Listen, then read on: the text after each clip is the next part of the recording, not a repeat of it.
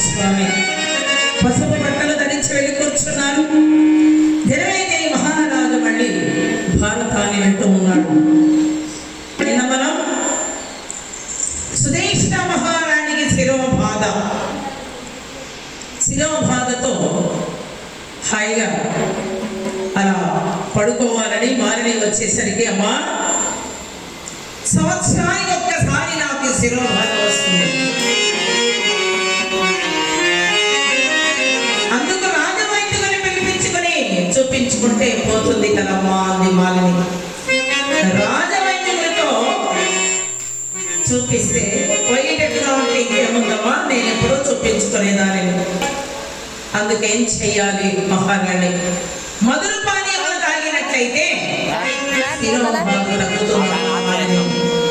ఆ మధుర పానీయములు నీ మందిరంలో ఉంటే తీసుకొస్తానమ్మా.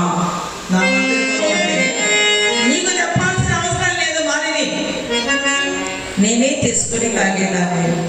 మరి ఎక్కడ ఉంది తల్లి? నా తమ్ముడైనటువంటి కీచుకొని మందిరంలో ఉన్నది మధుర పానీయములు. అదిగో మధు పాత్ర తీసుకుని వెళ్ళి నా తమ్ముడి ఇంటికి వెళ్ళి మధుర పానీయములు తీసుకురావాలి. శిరోబాధ తగ్గించుకోవాలి, తొందరగా తాగాలి. చూడమ్మా, అందుకు వేరే దాసిని పంపించండి. వేరే దాసిని పంపిస్తే మహారాణి మధుర పానీయములు తాగుతుందంటే అవమానం కదా. నీవైతే ఎవరికి చెప్పవు, ముఖ్యమైనటువంటి దాసివి, అందుకని నేను పంపుతున్నానమ్మా. వెళ్తే వెళ్ళవమ్మా, నా బాధ నేను పడతాను అని నిష్ఠూరంగా మాట్లాడేసరికి చెయ్యను తెలియకుండా వెంటనే మధు పాత్రలు తీసుకొని మాలిని బయలుదేరి వెళ్ళిపోతుందండి కీచకుని మందిరాన్ని. పురవీధుల్లో ఎవరైనా చూస్తారేమో, ఆకాశ మార్గాలను ఎవరైనా చూస్తారేమో అని కళ్ళ వెంబడి కన్నీరు కారుస్తూ వెళుతోంది మహాతల్లి.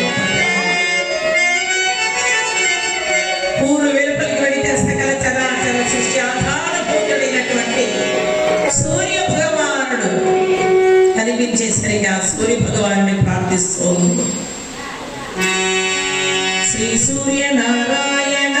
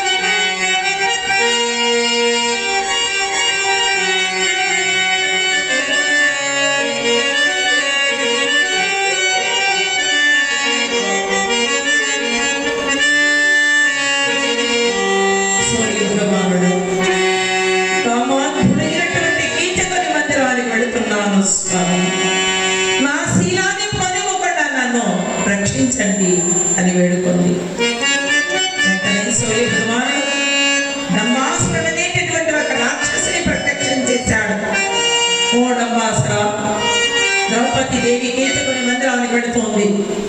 ఆమె శ్రీలం పోనివ్వకుండా